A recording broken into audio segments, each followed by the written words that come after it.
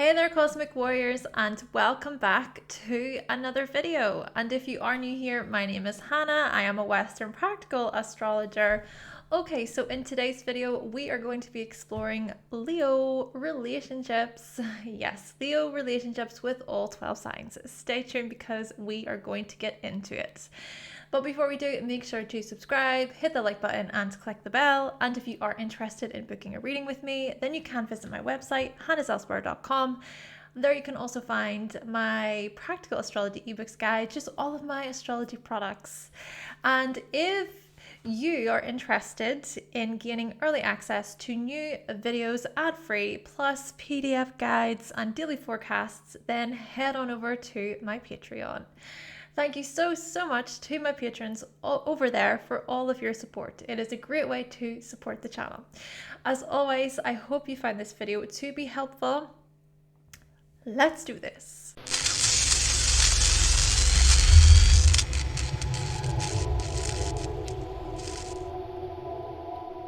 Okay, so the information in this video can be applied to romantic relationships, friendships, parenting, family, and so on. And I do recommend watching for your rising sun, moon, Mercury, Venus, and Mars.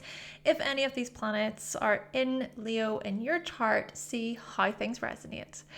Also, make sure to check out my aspect series for more information on the energy flow between the signs. So to begin, Leo relationships. When you're with other Leos, meaning if they have Leo planets or if their Leo planets fall within your first house, you can feel the energy and passion just fill the room. Your spirits can be super high together. You both won't shy away from expressing yourselves.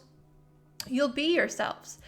Making each other laugh and having fun is so probable and likely. Perhaps as well you feel seen by other Leos, like they gladly shine a light on you, much like you do the same with them.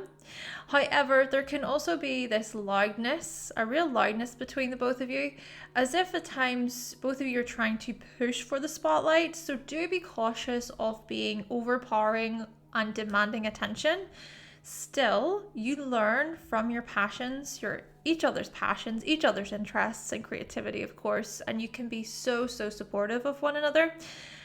And you know that self-expression is important to you both. Leo-Virgo relationships. So when you're with Virgo, meaning if they have Virgo planets or if their Virgo planets fall within your second house, you feel you need to be more matter of fact and discreet and discerning. You also sense their desire to help. Your Virgo friend, lover, or colleague will encourage you to be improving and correcting, especially when it comes to financial and security matters. However, tension can arise if Virgo is too fussy or cynical, or if you're too proud and conceited, Leo. Still, Virgo teaches you the importance of valuing organization and systems, being systematic, whilst also paying attention to the details of your skills. Virgo says, you missed a spot. Though you do eventually grow into your Virgo traits of discernment, humility, and being diligent later on in life, Leo, you come to truly value these qualities. Leo-Libra relationships. When you're with Libra, meaning if they have Libra planets or if their Libra planets fall in your third house, they get you considering the give and take, harmony, balance. They'll charm you. You'll enjoy discussing collaboration, beauty, or romantic related subjects, design, things like this. The types of conversations you have tend to be more sophisticated and sharing. There's a good exchange there. You both seek to meet each other in the middle. Perhaps you grew up with Libra siblings or cousins, or your school friends had Libra placements. However, whilst Libra can bring well-rounded and clear information, right, it's important not to manipulate each other or tiptoe around situations either. Being surface level is also likely. Still, Libra teaches you the importance of being a tactful communicator and learner, and you may very well grow into your Libra traits much later on in life, where you possess a negotiable mind, Leo. Leo-Scorpio. When you're with Scorpio, meaning if they have Scorpio planets or if their Scorpio planets fall within your 4th house, you might feel unsettled or right at home. It depends really on how you perceived your parents growing up. Perhaps one of your parents has or had Scorpio placements, or you grew up in a turbulent or extremely driven family. Still, Scorpio encourages you to be focused, perceptive, and dynamic. There's something quite deep Scorpio brings to your emotional world, Leo. After all, at your core, you're very emotional, you're very reforming, but you tend to keep these qualities private. Scorpio reminds you to tap into your personal power.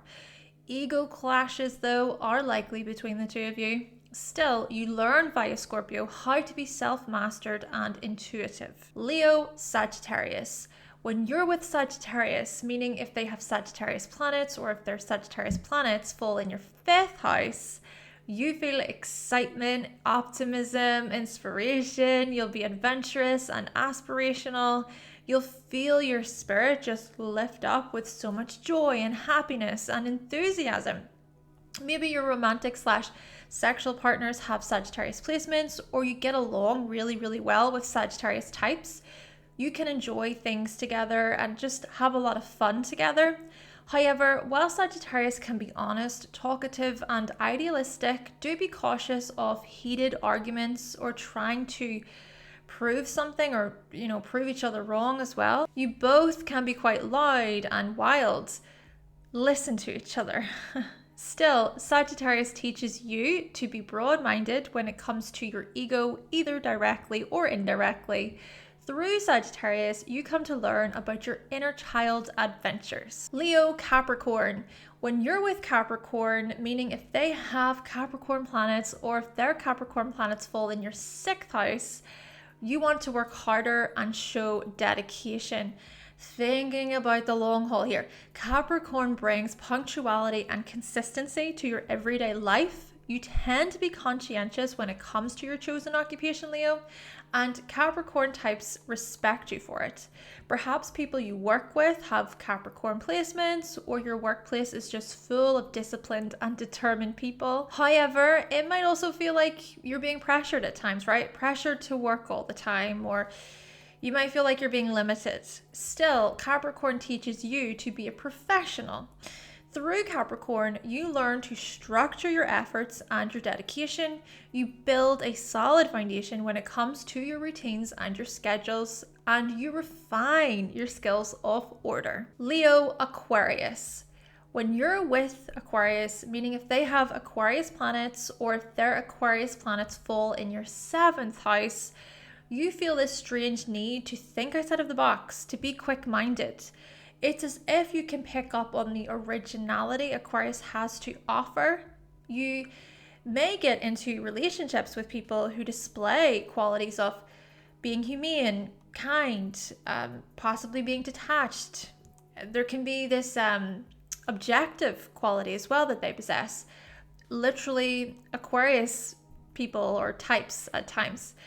Approaching your relationships in an out of the blue way is also likely, but the humanity mirror will break at some point because you tend to be much more self-focused than collective-focused, Leo. Aquarius could very well push your buttons, but they can also reflect your own strong mind and your own tactless behaviors within your relationships. Through Aquarius, you learn to own your qualities of reason and fellowship. Leo-Pisces. When you're with Pisces, meaning if they have Pisces planets or if their Pisces planets fall in your 8th house, you are presented with the much darker and deeper sides of yourself. The parts of yourself which are dreamy, deceptive, and delusional, but also the parts of yourself which are compassionate and caring. When you are presented with these qualities from or through Pisces types, you might seek solitude, or you might isolate yourself, or you could very well transform through such experiences. Pisces encourages you to seek greater transcendence in your life, After all, underneath the surface, you're very spiritual, you're very intuitive, but you subconsciously learn to hide these parts of yourself and to instead seek attention from the world around you. Indeed, through Pisces, you learn profound lessons about experiencing inner peace and being tender. Leo-Aries. So when you're with Aries, meaning if they have Aries planets or if their Aries planets fall in your 9th house, you experience a push, or like you must jump into action. You feel like you have what it takes to share your knowledge and your teachings with the world, to broadcast, to publish. Aries also gets you being daring and brave when it comes to your worldviews. You can be direct and enterprising when exploring the bigger picture. And when you're aligned with your higher self, you are independent, you're pioneering, you're freedom-loving, Leo. Aries shows up and gets you asserting yourself when it comes to the meaning of life, your meaning of life. You also recognize how your philosophies and how your beliefs, how they drive you. But do be cautious of butting heads, because you and Aries may insist on being the leader. Still, Aries teaches you to follow your instincts when it comes to your morals and to share your truth with openness. Leo-Taurus.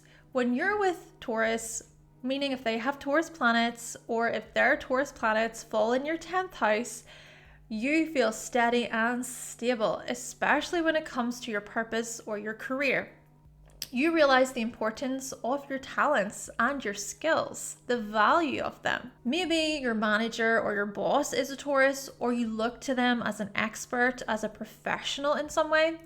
On the other hand, it's likely that too much routine from Taurus can bother you, okay? You like to be spontaneous from time to time, Leo. Whilst you are both super loyal, you certainly bring more fun, Leo.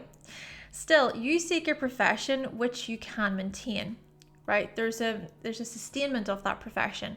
And Taurus can be an anchor in your life, can act as that anchor. Taurus teaches you that you have the self-worth and the endurance to achieve, and being careful and patient can be helpful for you professionally.